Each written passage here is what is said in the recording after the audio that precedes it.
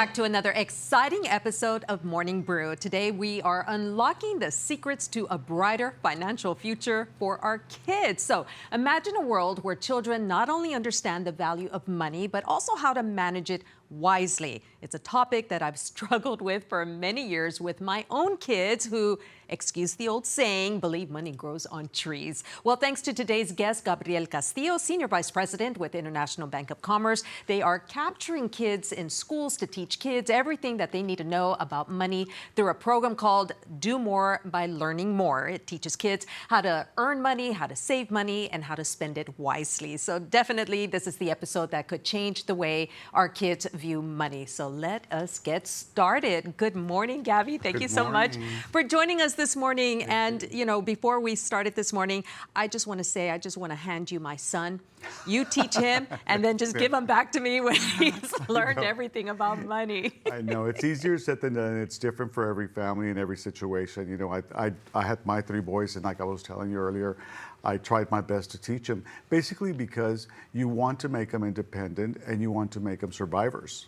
And that's the hard part, because in today's society and in today's culture, we have many challenges that, believe it or not, we didn't have when we were young. And even our parents, you know, now we deal with so many other things. Inflation is at an all-time high. And I don't know if our kids understand what that means. They believe that there's still a handout, that the government will help some way, that someone else, an agency will come to the rescue, and that's not the reality. Right. Reality is money does not grow on trees. Someone's paying for that. Usually it's a taxpayer.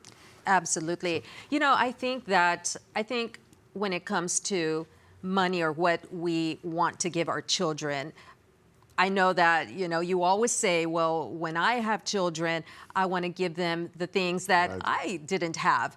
And so, you know, you always want a better life, you know, as generations go by and go by. And so you find yourself maybe being a little bit too giving when they're younger, and you're very proud about that. But then at some point it gets out of hand. Yeah, because I don't remember ever being needy when it came to my upbringing. I don't remember asking my parents for money for this or money for that. And so I don't know what I did wrong as a parent. I don't think you did anything wrong. I think it's just the society we're in right now. You know, it's just the way things are.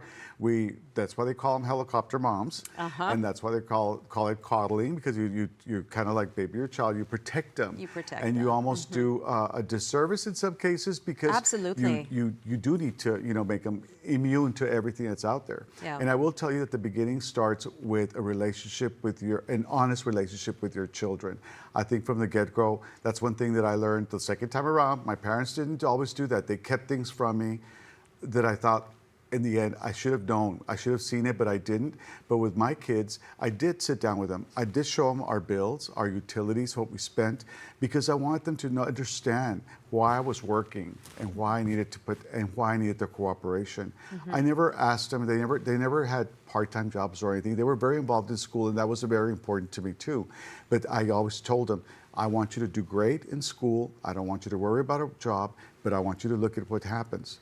And, you know, that was very helpful, because I think I did set the foundation for learning. And they realized early on that they had to get an education. And that was a very important thing that we teach our kids now, that, you know, you can't just depend on the government. You have to get some sort of job. And I'm not talking about just getting a lawyer, a doctor. Those are things that are wonderful. But let me tell you, a plumber makes very good money. Yes, an electrician, especially a commercial electrician, oh my God. They have nicer homes than anyone, because they work very hard and they get paid very well for being certified. So vocational careers are just as great, you know, in my book. So I think it's very important that we teach our children that early on. And that begins with a conversation like this with your kids. Once they start to understand life, you need to start having a conversation about real life and real life journey. You know, you were telling me about your situation and your three kids and doing things with them that your parents didn't do with you. And what you said right now about sitting down with them, you know, I have a monthly spreadsheet where I have all of my bills, the things that come in automatically, the things that I have to pay, property taxes, things like that.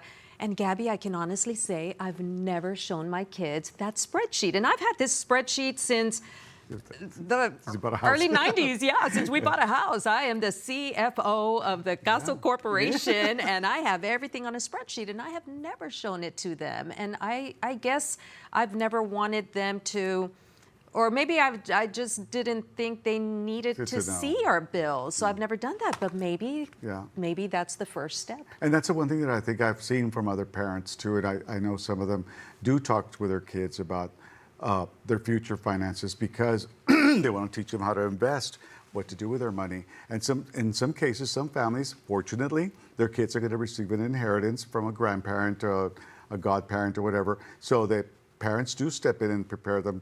Do not spend it. That's what I was doing. Like I told you, my sister had left money in the estate. They were going to get it 18. It sounded like a lot of money. It wasn't. That's why I was worried. I said, they're going to veer away. They're not going to go to college. It's 18 years old. And so I wanted to make sure that they understood that, and let me tell you, they finished college and that money still remained in a CD. Wow. Once they received it because they knew it. Then when they got married, they had their home ready, they had a car, they had a career, they had a plan. Wow. And that's the other thing too. We tell kids, it's never too early to start planning. You know, set your goals and set goals that are, they may be beyond your what you think you could get, but that's okay. And if not, you go to plan B. And like I said, in my life, I had stumbling blocks, and like I said, you know, I had a whole plan about staying in Austin forever, making my life there. And what happens? Family issues came around. I had to move back home, take care of my family, then take care of 3 kids that I didn't expect to be a father for. Wow. But it was a wonderful experience. You know, God puts things in a plan for a reason, and it just works out. You learn, and I learned a lot along the way. Let me tell you. I bet you did. It was a learning experience. And your kids. They were little, they were young kids, so you had a whole lifetime of having to shape them and teach them the ways of the world very unexpectedly. And they were all good kids, and I will tell you that from the get-go that they were very cognizant of the sacrifices we were all making. They were making one, and I was making one, so they knew that the whole time.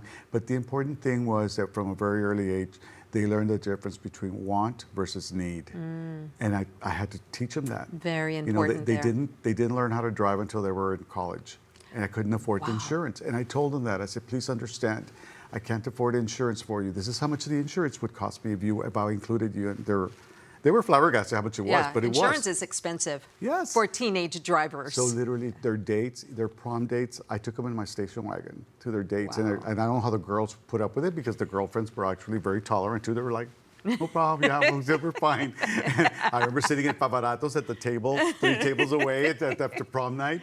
But they were so understanding. They knew that, you know, but see, that's the thing. They understood that I was going through something, that this was the way we were going to handle our situation. We were going to do the best we could. We were going to live a happy life, but with certain sacrifices. Yeah, and I think that is the foundation that every parent needs to look at. You know, how do you want your kids to view money? You know, is it just something that grows on trees and you can just get anytime you want with any need you or want that you want? Or is it there's a value to it and it is, you know, and you need to stick to. And the thing is, the peer pressure is also out there. What your friends have, what your friends are buying, what your parents' friends are getting. And, you know, even as adults, we fall into that whole, you know, situation where we, so I have to, you know, I hear of friends who are saying, oh, my husband, he wants us to buy a ranch because his 2 compadres each have a ranch and he wants a ranch too. I'm like a baby, you know, like a big baby. Her husband's like, I said, she has 3 boys. I said, well, you actually have 4.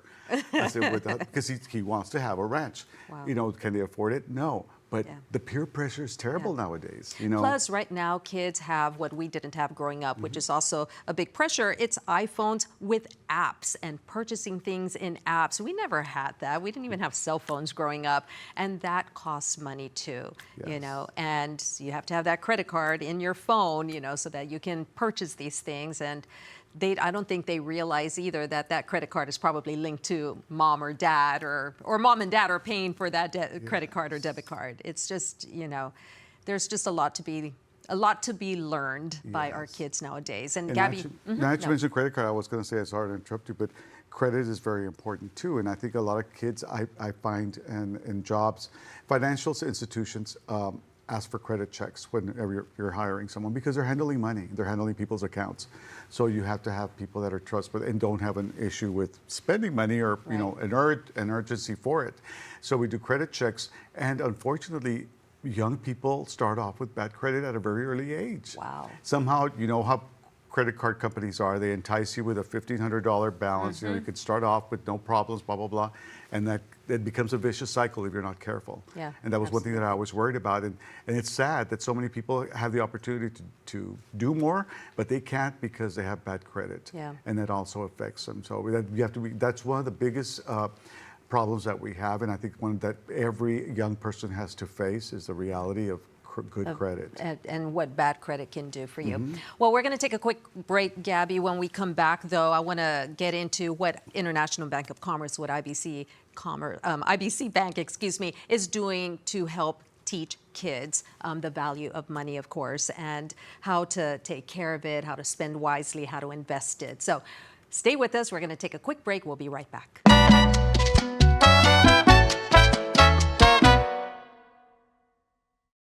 Why pay a monthly fee? Free checking at IBC.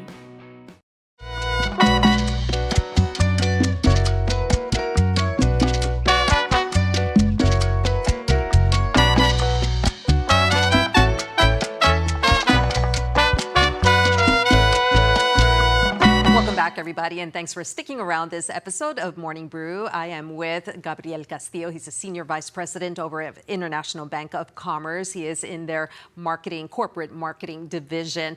We're talking about financial literacy for children. It's something that lots of parents struggle with out there. You know, kids nowadays just, pressing that buy button on their iPhones or on their gaming console, or just wanting things all the time because they don't have a good concept of the value of money. And so International Bank of Commerce, so happy, Gabby, that you have joined us. You have initiated a couple of programs within our schools teaching children the value of money and financial literacy. Yes, and Mindy, the one thing that's very important is, as a financial institution, we realize we're not going to be successful if we don't have successful customers. So where do we go? When they're little, when they're still fresh, their minds are still fresh, and you can mold them and teach them, and hopefully they'll absorb some of it. And the younger they are, the more they absorb, almost to a fault sometimes, because they absorb too much in technology and other things. But one thing that we try to teach is the financial literacy concept. And what we do is that we have modules that are provided by the FDIC that teach different topics within the financial world. And we start from pre-K. And it's so funny because in pre-K, I went to a class one time that I was teaching about saving money and why you need to save money. And we start with the concept of what's a nickel, what's a penny, what is it worth? And you teach a lot. Pre-K, they're the cutest things. And so I was talking about savings. And so at the end, I was summarizing the whole conversation. And I said, okay, so do you all remember what we saved money for? Because I had asked everyone what they would save. A bicycle, a vacation. And then one little boy in the back says, oh, I forgot, I have one more thing. My dad says we have to save for child support. And then, so this is pre-K. And this is what they're learning. And that's what I mean. They absorb and they listen to everything. Right. So probably the father was complaining with his second wife, that he had to save money for his first wife's child support. Oh my gosh. So this is what's so cute about kids. And they're learning so much. But we try to teach them everything from the idea of planning a future, planning a career, whatever career you want. Evaluate your life, evaluate your surroundings to see what you can do with your time, with your money, with your life. And then we go to part 2, which is basically how you're earning the money, what it means to earn money, what you can count on. We go to the down to the paycheck and how FICA takes out money and what government, Social Security. So we're teaching them everything. Like, don't think you're getting paid $25 an hour. Don't go spending it because it's not $25 an hour. You're actually getting this much. So we start to teach that. And then the last part is probably the savings and where you should save. And right now, we've got good interest rates, so then we talk about that too, where you can save money and explain to them what interest rates are too. Exactly. No, it's a whole. Like I said, there's a total of like 25 modules. We don't get to all of them all the time, but we try and teach as much as possible. The concept is to get them thinking as soon as possible about the concept of money and the concept of why money has to be managed in a very responsible manner. And that's the one thing that I think sometimes even parents don't know. Oh, absolutely, absolutely. I mean, I'm sitting here listening to you, wishing that we had this in our public schools when we were in public school, because I don't remember ever hearing about things like this at all. No, it's a whole new. It's something that's new, and it's so funny to hear. You know, we were doing this even during COVID with virtual with kids. Yeah, we did it virtual, and it was so funny because there it was hard to keep their attention. Yeah. So I would have to get one of my staff members, and I would write them a note. I said, put on the B head, just the head, because the kids I was losing, I could tell when they were not paying attention. All of a sudden, the B shows up, the head is in the right, so then they're back to paying attention to things. But now I was trying every tactic I could to get their attention. I could imagine. But you know, we were always teaching them, and the funny thing is that the teacher was also on the thing. She says, "Oh, I didn't know that about the credit. What?" I said, "Yes, you could." Blah blah blah. I told her, you know, don't close your credit card if you're going to close an account, because that reflects poorly on your credit score. She says, "I didn't," you know. And she was actually chatting on Teams saying, "I didn't know that part about checks about credit." Wow. So it was good to teach because you're teaching at all levels. We go all the way to veterans and teach veterans about home ownership, savings, and what they can do. We teach people, senior citizens, how to invest their money, where to put it, what's safe, what's not safe. We teach fraud and scamming. That's prevalent right now. Very much so. At every age. And let me tell you, kids are the most susceptible to that because they watch and they're enticed when someone says you can make $1,000 by just punching here. A quick money scheme. And I mean, you're seeing kids, but oh my gosh, I can't tell you, Gabby, how many times one of my kids has said, "Mom, oh my God, if I just do this, I just need like $100 because I'm going to do this, and the return, I'm going to get $1,000." And I'm looking at them thinking, did I not teach you? Have I not told you about scams? Exactly, exactly. And once again, feeling like a big failure, you know, because there's so much to be learned out there to safeguard your kids or just to teach them about money. We go back to the value of money and how to protect it. Well, and I try and share as much, you know, even with staff, anyone who will listen, I share it with my nieces, my nephews. There's so many good conversations, TED Talks, there's YouTube channels that talk about just basic, simple concepts of saving money. One thing that I practiced that I learned on one of those talks was evaluating your spend on a quarterly or even biannual basis. I literally go back to my insurance, to my credit cards, and look at everything. Where can I like last January, this January, what I did was that I went back to my cable company and I said, I want to check my account, and I actually lowered it by $50.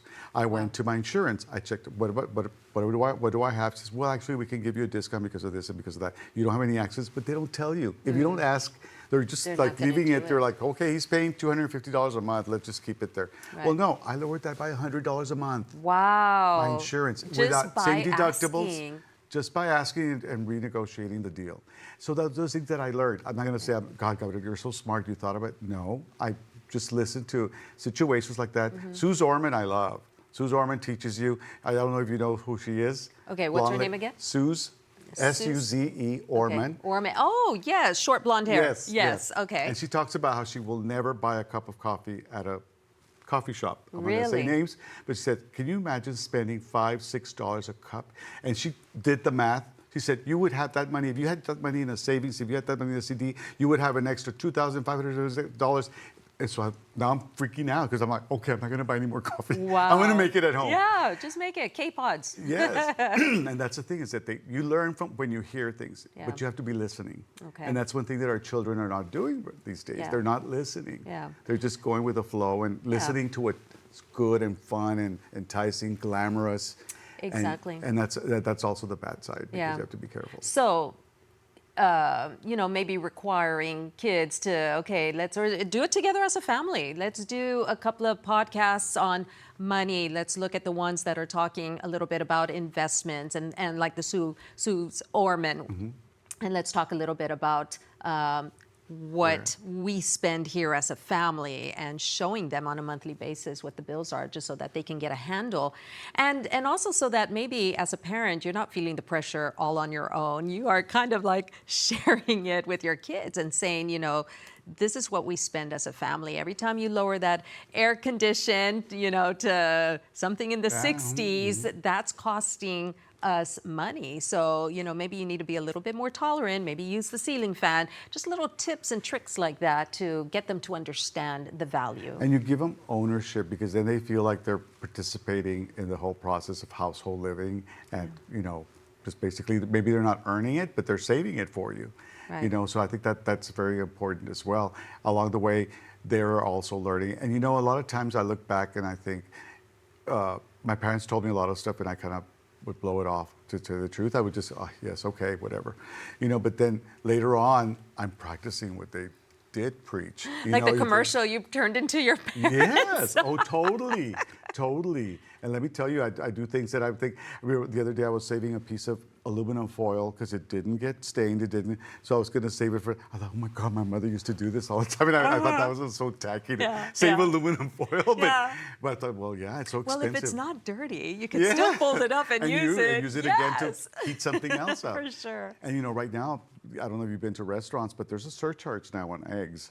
Anything with egg in it, they're adding 50 cents. Wow. At least that's for the 2 restaurants that I've been to. Yeah. So this is the way inflation is fought. So therefore, we have to be ready and do what? Maybe I won't eat at a restaurant. Maybe I'll eat at home because, you know, I won't have to pay that. But you start looking at those things, and even shopping. I'm sure we've all done it, where you go to the store and you think, oh, I need this. It's on sale, and I need to have it. And you're walking around. And there's many times that as I continue walking, I think, I really don't need this. So I put it back. It's like, okay, it was on sale, but I don't need it. Right. I want it because it's on sale, Right. and there's it, but do I need it? Right. And that goes back to what you were saying, the needs and the wants, and that's something that we need to teach our kids. Gabby, we're going to take another quick break. We are going to continue talking to Gabby about what IBC is doing to help our kids understand the value of money, and then we're also going to touch on a little bit of tips and tricks and what we can do right now as a family to get our kids to understand just a little bit more that money does not grow on trees. Stay with us. We'll be right back.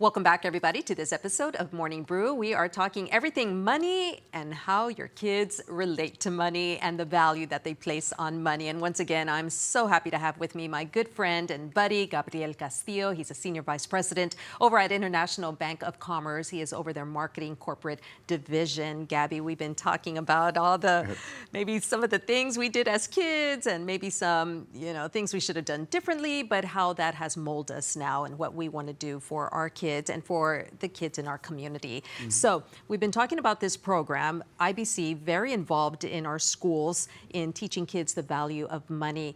Talk a little bit about how schools can get your program in front of their kids. And you also have another interesting program you do with the kids. Yes, well, the first one is financial literacy, and we offer that to any school from pre-K through college. We can offer a course. We have modules, like I said, that cover topics for kids on all ages. And they can just call the marketing department. We're glad to set up a class and go and teach the class. It's usually between 30 and 40 minutes per class, but that's as long as you can hold their attention. So we try and do a short class for kids at any age. And principals call us, teachers call us, Girl Scouts call us, Boy Scouts call us.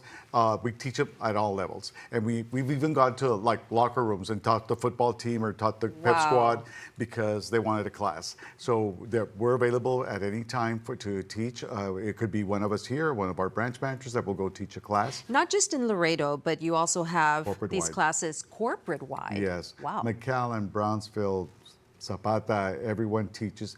And it's also a kind of, we get brownie points, I'll be honest with you, from a Community Reinvestment Act standpoint. We do get brownie points as a financial institution because we're federally regulated. So that's important as well. But we love it. I love doing that. I wish I could do that full time because it's a lot of fun. Well, maybe if you ever decide to retire, this is going to be your side hustle job. That could be one of mine. That could be one of them. Yes. Yeah, absolutely. I think you have a lot that you could definitely bestow on our kids on, the do's and don'ts. It's the wisdom that they can benefit from. And the experiences, I think, overall. And then the Minitropolis that I was telling you about earlier. Tell us about Minitropolis. Minitropolis was actually born out of McAllen.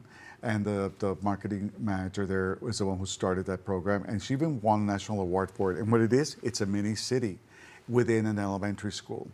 You go and you actually create the whole concept of teaching financial literacy by teaching them hands-on how to start a business, how to handle a career, how to plan a career, how to plan a household even.